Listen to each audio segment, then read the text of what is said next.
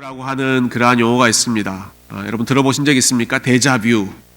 혹시 어떤 상황을 의미하는 표현인지 기억나십니까? 데자뷰 하면 무슨 의미인가요? 처음 경험하는 일인데 어디선가 경험해 본 것 같은 그러한 느낌을 받을 때 그것을 데자뷰 현상이다 이렇게 하죠.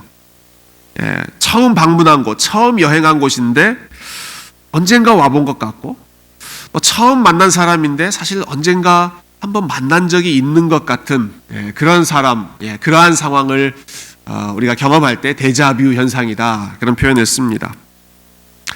제가 아틀란타에 처음 왔을 때 사실 대부분의 우리 성도님들 처음 뵌 분들인데 유독 저를 보면서 어디선가 많이 본 것 같다, 어디선가 만난 것 같다라고 하는 그런 말씀을 하신 분들이 계셨습니다. 데자뷰, 그것도 일종의 데자뷰죠.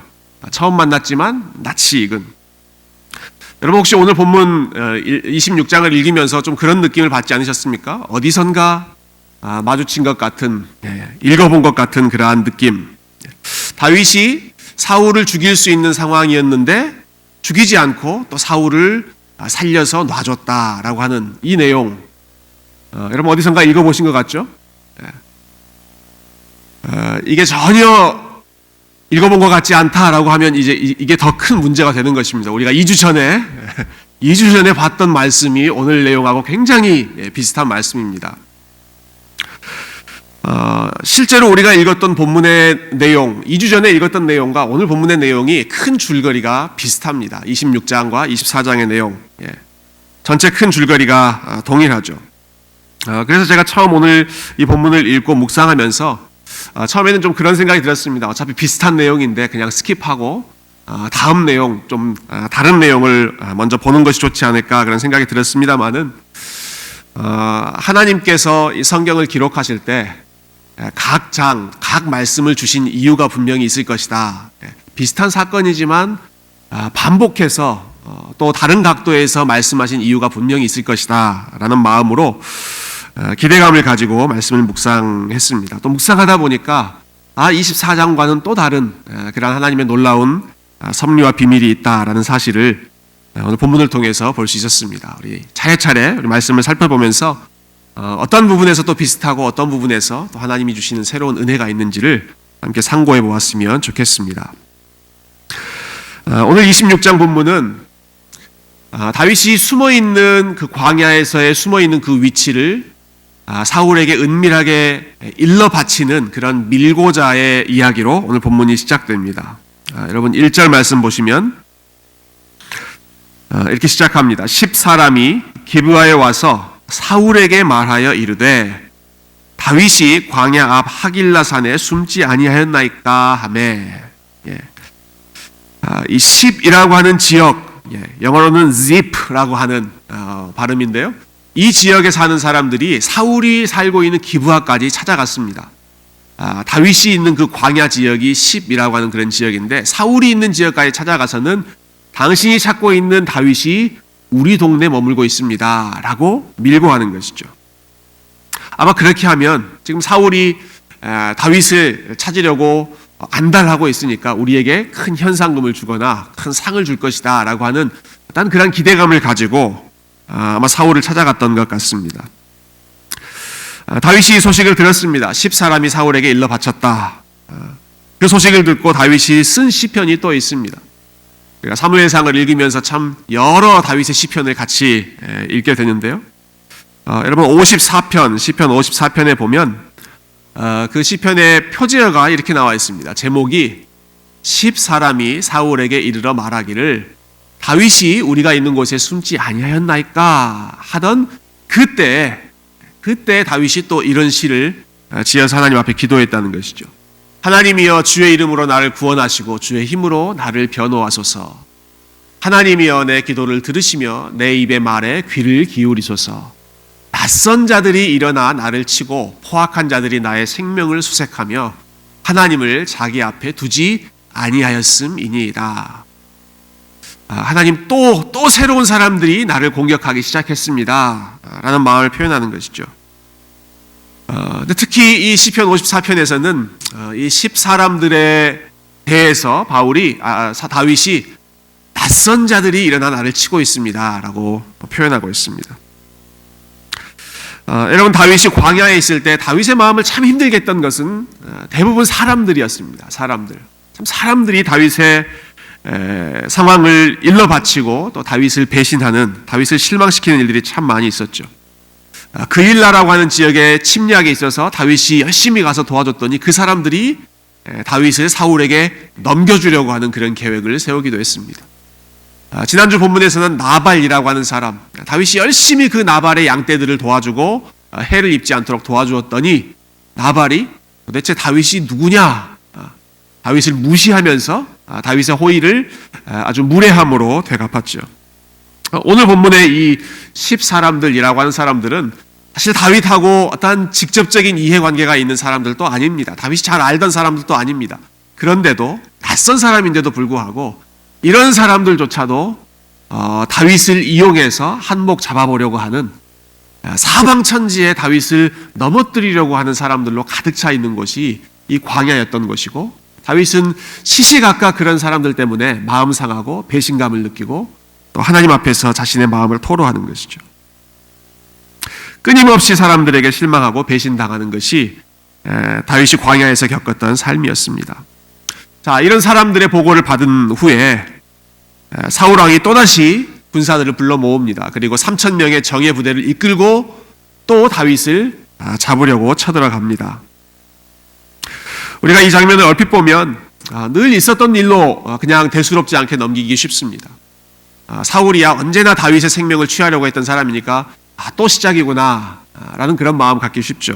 별로 특별한 게 없어 보입니다만은, 그렇지만 이전에 있었던 사건과 연결해서, 그 스토리라인을 연결해서 오늘 본문을 이해해 보면 이것은 대수로운 사건이 아닙니다.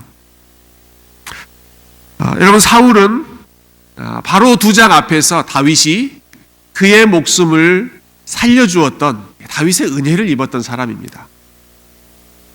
25장 한 장 넘어서 24장에 보면 사울을 다윗이 죽일 수 있었던 상황에서도 죽이지 않고 살려주었습니다. 그때 사울이 깊이 마음에 크게 자책하고 눈물을 흘리면서 다윗 앞에 사정하고 또 용서를 비는 그러한 고백을 하죠. 한번 확인해 볼까요? 여러분, 사무엘상 24장 조금만 앞으로 넘어가 보시면 사무엘상 24장에 다윗이 사울을 살려준 이후에 이러한 내용이 기록되어 있습니다. 16절부터입니다.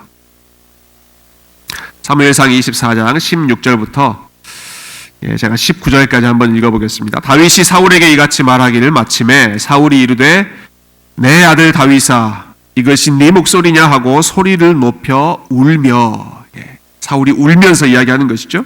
다윗에게 이르되 나는 너를 학대하되 너는 나를 선대하니 너는 나보다 의롭도다. 네가 나 선대한 것을 오늘 나타냈나니 여호와께서 나를 내 손에 넘기셨으나 네가 나를 죽이지 아니하였도다. 사람이 그의 원수를 만나면 그를 평안히 가게 하겠느냐? 네가 오늘 내게 행한 일로 말미암아 여호와께서 네게 선으로 갚으시기를 원하노라. 이전에 있었던 사건입니다. 이전에 다윗과 사울이 만났을 때 사울이 다윗에게 했던 얘기가 바로 이 얘기였습니다. 나는 너에게 악을로 대했는데 너는 나에게 선으로 갚는구나. 네가 나보다 훨씬 더 의로운 사람이다. 하나님께서 너를 인정해 주시고 지켜주시기를 소망한다. 그런 은혜를 입었던, 그렇게 돌아갔던 다윗의 관대함에 감격했던 이 사울이 다시 사람들이 다윗이 여기 있습니다 라고 이야기하니까 언제 자신이 그랬다는 듯이 자신이 눈물을 흘리고 다윗을 인정하고 했던 그러한 시간들은 깡그리 잊어버리고 다시 똑같이 사람들 동원해서 다윗을 잡으려고 가는 것이죠. 이러한 사울의 모습을 보면서 참 사람이 바뀌는 것이 참 어렵다라고 하는 것을 보게 됩니다. 사람이 변화되는 것이 참 이렇게 힘들구나. 여러분, 사울이 다윗 앞에서 눈물을 흘렸을 때 저는 그것이 쇼를 하는 행위라고 생각하지 않습니다. 그때 정말로 사울은 마음에 자책하면서 깊은 감동을 받으면서 뉘우쳤을 것입니다. 내가 이렇게 살면 안 되지. 다윗에게 하나님이 함께 하신다라고 하는 것을 아마 사울은 깊이 인정하고 본인의 잘못을 뉘우치면서 돌아갔을 것입니다. 그렇지만 시간이 지나면서 그러한 감정, 그러한 뉘우침이 사라져버리고 다시 예전의 모습, 다윗을 미워하고 다윗을 죽이고자 하는 그러한 마음으로 다시 되돌아가는 것이죠. 다윗이 이 소식을 전해 들었을 때 여러분 얼마나 황당했을까 한번 생각해 보시겠습니까? 다윗은 수없이 사울이 나를 쫓아온다라고 하는 소식을 들었습니다. 사울이 나를 잡으러 왔다라고 하는 소식은 다윗에게 별로 이상한 소식이 아닙니다. 놀라울 만한 소식이 아닙니다. 그렇지만 지금 이 상황에서 내가 호의를 베풀고 내가 살려주었던 그 사울이 다시 또 나를 잡으러 왔다라고 하는 것은 이전과는 다른 배신감, 실망감을 느꼈을 것입니다. 어쩌면 다윗은 지금 이 상황이 실제로 믿겨지지 않았을지도 모르겠습니다. 그래서 사울이 광야로 들어왔다는 소문을 듣자 다윗이 했던 행동, 첫 번째 했던 행동은 정말 그것이 사실인지 스파이를 보내는 일이었습니다. 아마 그 현실을 부인하고 싶었던 마음이지 않았을까 싶어요. 여러분 4절 말씀, 오늘 본문 26점으로 다시 올라가시면 4절에 이렇게 나와 있죠. 4절 말씀 제가 읽어보겠습니다. 이에 다윗이 정탐꾼을 보내어 사울이 과연 이른 줄 알고, 자기가 귀로 들었던 것만으로는 참 믿기지가 않아서 야, 그렇게 사울에게 호의를 베풀었는데 다시 나를 잡으러 왔단 말인가? 도저히 믿겨지지 않아서 스파이를 보내는 것이죠. 정탐꾼을 보내서 진짜 사울이 왔는지 한번 확인해 봐라. 그랬더니 돌아와서 하는 사람들이 하는 보고가 진짜 온 거 맞습니다. 사울이 왔습니다. 그리고 사울이 3,000명의 정예 부대를 이끌고 당신을 잡으러 왔습니다. 똑같은 보고를 하는 것이죠. 모든 것이 분명해졌습니다. 다윗이 베푼 호의에도 불구하고 사울은 바뀌지 않았고 이전의 모습과 똑같이 다윗을 잡으려고, 다윗의 생명을 취하려고 그 코앞까지 와서 다윗 바로 앞에서 진을 치고 대기하고 있는 것이죠. 여러분 이 상황에서 다윗이 어떤 반응을 보이는 것, 어떻게 행동하는 것이 맞는 행동일까요? 우리가 지금까지 쭉 봐왔던 사무엘상의 내용에 따르면 예전 같았으면 사울이 나를 잡으러 가까이 왔다라는 소식을 들었을 때 다윗은 어떻게 행동했습니까? 도망갔습니다. 사울이 당연하죠. 나를 잡으려고 3,000명이나 되는 엄청난 군사를 몰고 왔으니 당연히 도망가는 것이 지극히 상식적인 일이죠. 항상 다윗은 사울이 왔다 하면 도망가는 사람이었습니다. 그런데 오늘 본문을 한번 보시겠어요? 여러분 5절 말씀, 자 5절 우리 한번 같이 읽어볼까요? 5절 시작. 다윗이 일어나 사울이 지친 곳에 이르러 사울과 넬의 아들 군사령관 아브넬이 머무는 곳을 본즉 사울이 진영 가운데에 누웠고 백성은 그를 둘러 진쳤더라. 다윗이 어떻게 했습니까? 다윗이 도망가지 않습니다. 다윗이 일어나서 어디로 향해 갑니까? 사울이 진친 곳으로 향해 들어갑니다. 늘 쫓겨다니고 늘 피해 다니기만 했던 것이 다윗의 모습인데 사울이 왔다라고 하는 소식을 듣고 지금은 담대하게 사울을 향해서 걸어가고 있는 것이죠. 저는 이 부분이 특히 우리가 이전에 보았던 24장 말씀과 굉장히 대조되는 그 부분과 훨씬 더 발전된 그러한 다윗의 모습을 보여주고 있다고 생각합니다. 여러분 24장에서도 다윗과 사울이 만났고 다윗이 사울을 살려주었습니다. 그런데 그때는 사울이 다윗이 있는 곳으로 들어왔습니다. 그렇죠? 다윗이 숨어있는 그 동굴 안으로 사울이 들어왔고 그리고 그때 사울은 혼자였고 다윗 주변에는 여러 일행들, 다윗의 동료들이 지키고 있었습니다. 수적으로 봐도 훨씬 더 유리한 그런 상황이었죠. 오늘 본문은 반대입니다. 사울이 있는 곳으로 다윗이 걸어가고 있습니다. 사울이 있는 곳은 3,000명의 정예 부대가 있는 곳이고 다윗은 자기와 자기의 신복 아비새라고 하는 이 사람과 단둘이서 그 적진 한가운데로 들어갑니다. 훨씬 더 적극적이고 또 훨씬 더 담대한 모습으로 다윗이 지금 사울을 대하고 있는 훨씬 성숙해져 있는 그러한 다윗의 모습이 24장과 대비해 볼 때 더 분명하게 나타나고 있는 것이죠. 제가 오늘 본문을 성경의 여러 곳 앞, 뒤 이리저리 좀 연결해 보면서 생각해 보니까 참 흥미로운 그런 부분과 연결이 됐습니다. 오래전 광야에서 있었던 또 다른 사건, 그것과 좀 연결이 됐는데요. 여러분, 이스라엘 백성들이 광야에서 오래전에 정탐꾼 보낸 적 있죠. 정탐꾼을 보냈습니다. 12명의 정탐꾼 보냈고 가나안 땅에 참 좋은 땅인데 거인 족속들이 있다라고 하는 사실을 듣고는 그 보고를 듣고 나서 우리는 저기 들어가지 못한다, 다 도망가자라고 뒷걸음질 쳤던 것이 민수기 13장에 나오는 사건입니다. 오늘 본문에서는 다윗이 정탐꾼을 보냅니다. 정탐꾼이 알려주는 보고는 사울과 그 부대가 어마어마하게 또 우리를 잡으러 왔습니다 라는 것이었습니다. 그런데 민수기 13장에서 이스라엘 백성들이 보여준 것과는 다르게 다윗은 그 적진 안으로 들어가는 것이죠. 자기의 신복 한 사람만 데리고 그 안으로 들어가서 사울이 있는 곳 한복판으로 나아갔다. 도망가는 쪽을 택하지 않고 훨씬 담대한 모습을 보이고 있는 것. 여러분, 사울은 계속해서 제자리 걸음을 걷고 있고 사울은 계속해서 그의 믿음이 후퇴해 가고 있는 반면에 다윗은 이 광야의 시간을 거치면 거칠수록 더 담대해지고 더 하나님을 신뢰하게 되고 이전에는 도망쳤던 사람이 이제는 원수를 향해서 앞으로 나아가는 사람으로 변화되고 있습니다. 하나님이 다윗을 그렇게 성장시켜가고 있는 것이죠.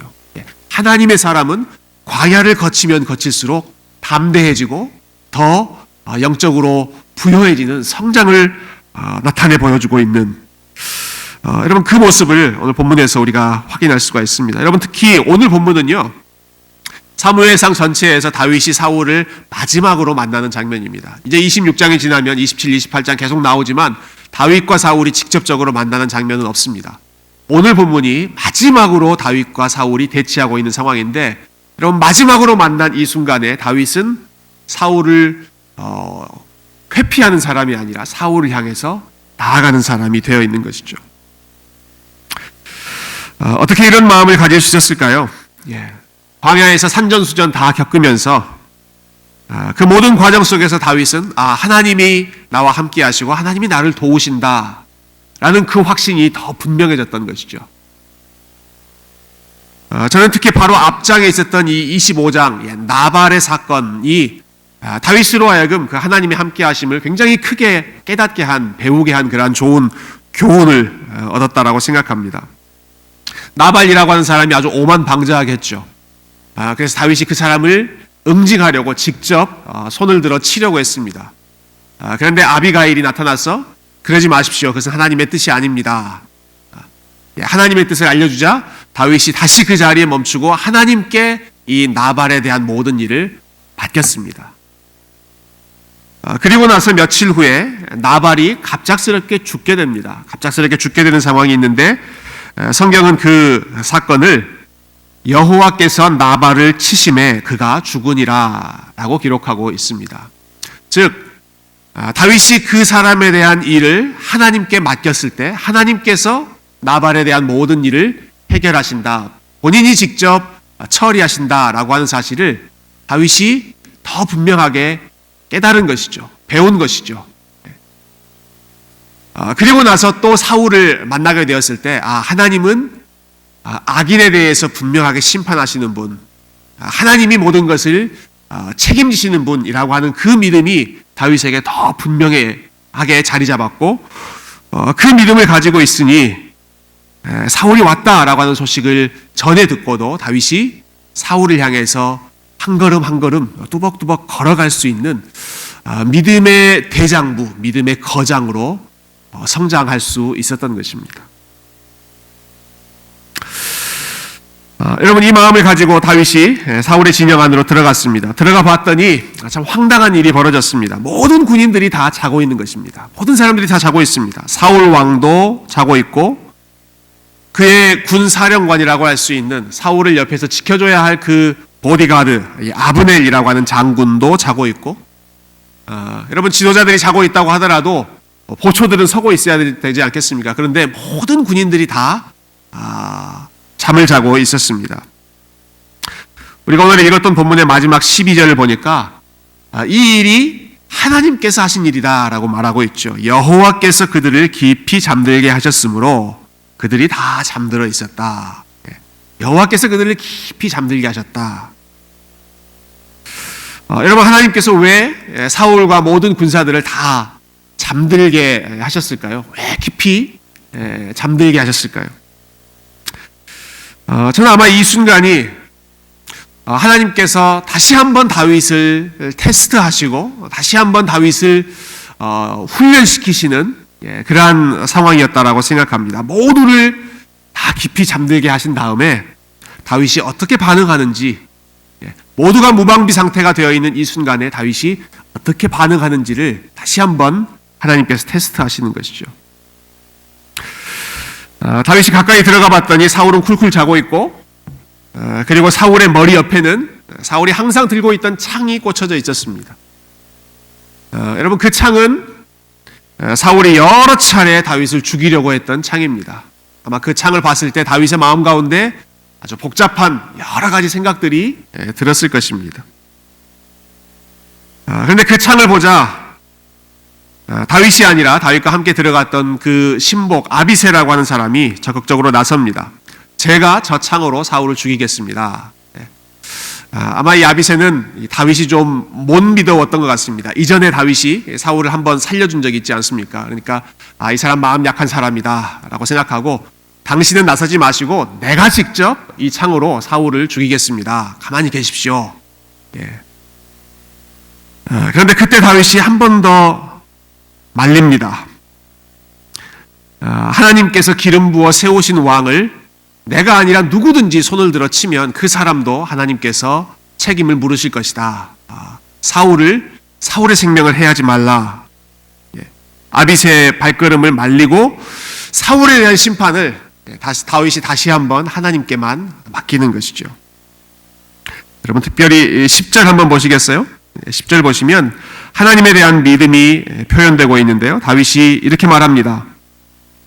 다윗이 또 이르되 여호와께서 살아계심을 두고 맹세하노니 여호와께서 그를 치시리니 혹은 죽을 날이 이르거나 또는 전장에 나가서 망하리라.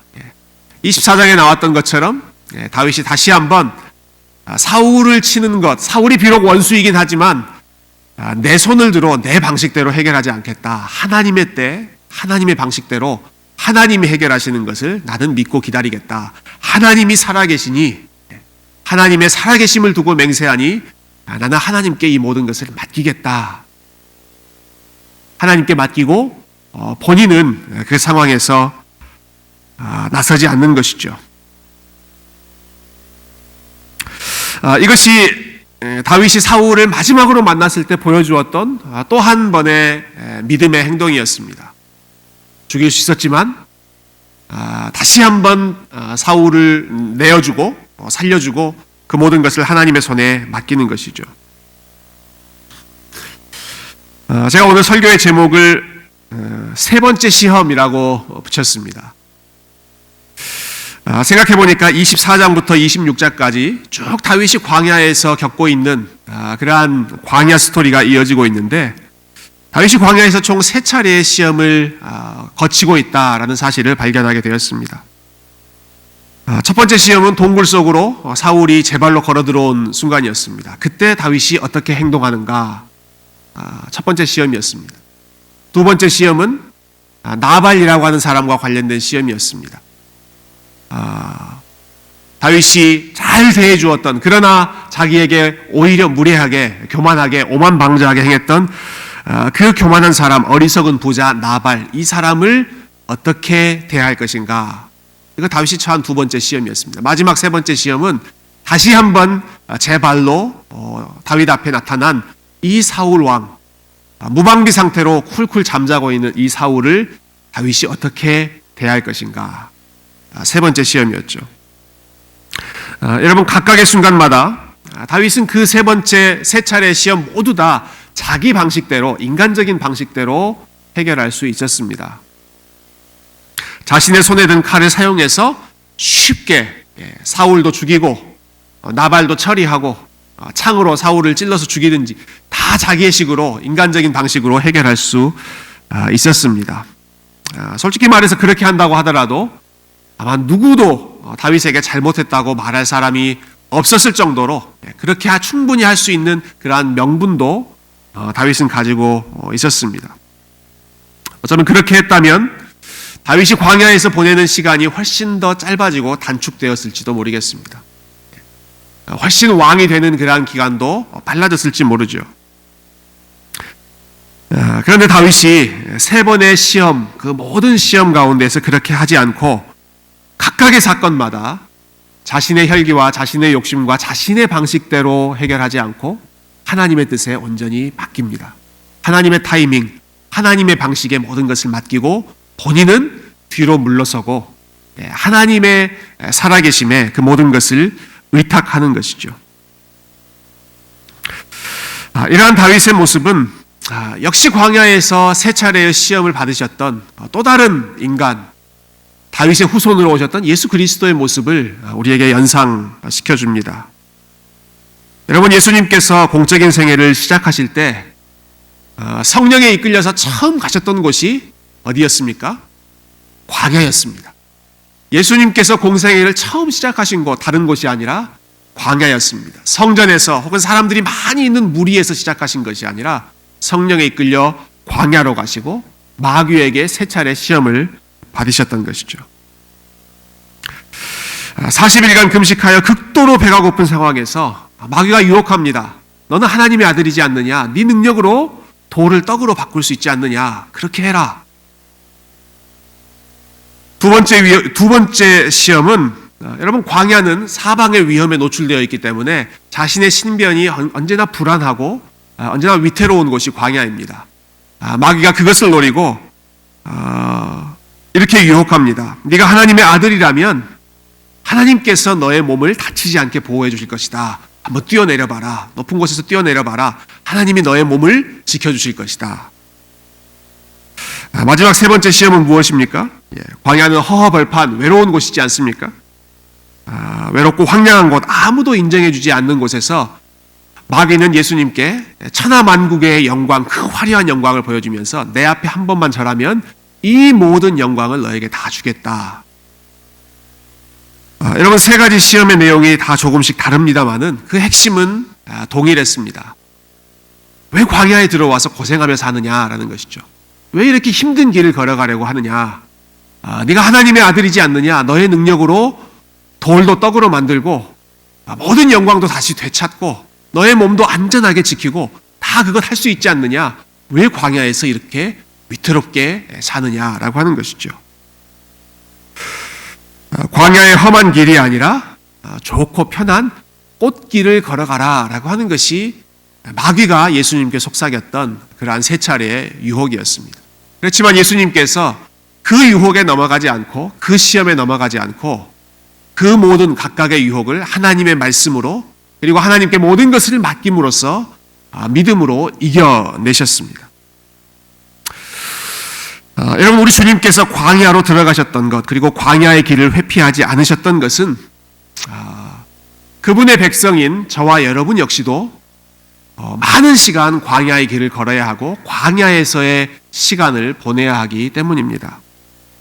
저와 여러분이 살아가야 하는 삶의 현실 많은 부분이 광야와 같은 현실이기 때문이죠. 저마다 자기만의 광야를 만납니다. 아마 이 중에는 광야를 다 헤쳐나오신 분들도 계실 것이고 아니면 또 새로운 광야를 지나가고 계신 분들도 계실 것입니다. 우리가 다윗의 이야기에서 본 것처럼 광야에서는 참 다양한 사람들로부터 우리가 상처도 받고 사람들의 배신을 당하기도 하고 사람들에게 실망하기도 합니다. 광야는 또 오랫동안 기다려야 하는 그런 곳이기도 합니다. 여러분, 다윗이 광야에서 여러 가지 시편을 지을 때 가장 많이 했던 고백 중에 하나는 How long, how long? 하나님 어느 때까지입니까? 라고 하는 그런 표현이었습니다. 하나님 어느 때까지 내가 기다리고 또 하나님의 때를 참아내야 합니까? 기다림과 싸워야 하는 곳이 광야이죠. 또한 광야는 예측하지 못한 여러 가지 위험 요소들을 만날 때마다 마음이 불안해지고 두려워지고 또 그런 상황에서 아무것도 스스로 할 수 없는 자신의 무기력함, 자신의 연약함을 만나는 곳이 광야입니다. 그렇지만 이러한 광야를 거쳐가면서 우리가 얻는 유익이 있습니다. 하나님께서 그 백성들에게 주시는 은혜가 있습니다. 그것은 그 길을 먼저 걸어가셨던 광야에서 마귀와 싸우셨고 세 차례의 시험을 말씀으로 이겨내셨던 그 예수 그리스도를 더 깊이 만나는 것입니다. 예수 그리스도를 알아가고 예수 그리스도의 성품을 훈련하고 그래서 원수에게도 아량을 베풀 줄 알고 하나님의 때도 묵묵히 기다릴 줄 알고 어떠한 순간 위태로운 상황이라고 하더라도 하나님께서 나와 함께 하신다. 하나님이 살아계시고 살아계신 하나님이 나의 발걸음을 인도하고 계신다라고 하는 것을 믿음으로 붙잡고 믿음으로 훈련하는 것이 광야의 시간, 우리 주님과 더 가까워지는 시간이 광야에서의 연단이죠. 광야의 길을 걸으면서 우리는 하나님 앞에 겸손해집니다. 하나님, 저는 아무것도 아닙니다. 그러나 신실하신 하나님께서 저와 함께 하시고 제 걸음을 인도하시니 저는 제 삶의 모든 것을, 모든 위험도, 모든 걱정도, 모든 불안도 하나님께만 맡기겠습니다. 그 믿음을 훈련하고 마치 우리 주님께서 그 광야를 묵묵히 걸어가셨던 것처럼 우리 또한 예수 그리스도를 따라서 같이 믿음으로 걸어가는 것이죠. 사람에 대해서 실망하고 혹은 세상에 대해서 실망할 때 결국 진실한 분은 하나님밖에 없으시다라고 하는 사실을 다시 한번 확인하게 되고 그래서 하나님 앞에서 나의 힘을 빼고 나의 능력, 나의 지혜를 내려놓고 혹은 내가 신뢰했던 나의 자신감 혹은 자존심, 내가 의지했던 나의 의로움, 자기의 이런 모든 것들을 다 광야에서 내려놓고 하나님의 방법, 하나님의 은혜 그리고 하나님의 신실하심만을 붙잡고 살아가는 것, 그것이 광야를 거치면서 하나님의 백성들이 배워가는 그러한 영적인 유익입니다. 여러분, 다윗은 그것을 배웠습니다. 오늘 광야에서 마지막으로 사울을 만난 그 순간에 다윗은 마지막까지 우리 주님께서 보여주신 그 모습처럼 하나님께 모든 것을 맡기고 하나님의 사람답게 그 마지막 싸움까지, 세 번째 시험까지 승리했고 그 모습은 사실은 다윗의 위대함이 아니라 결국 궁극적으로 광야에서 마귀와의 싸움에서 승리하신 예수 그리스도를 보여주는 그러한 믿음의 사건인데 예수께서 승리하셨던 것처럼 저와 여러분 또한 우리 주님께서 우리와 여전히 동행하고 계시는 것을 기억하고 우리 주님께서 보여주셨던 것처럼 믿음으로 이 광야의 여정을 하나님 앞에 온전히 맡기고 하나님께서 인도하시는 대로 그 신실하신 하나님을 신뢰하며 함께 걸어갈 수 있는 아틀란타 세교의 모든 믿음의 성도님들이 다 되실 수 있기를 주님의 이름으로 축복드립니다. 함께 기도하겠습니다.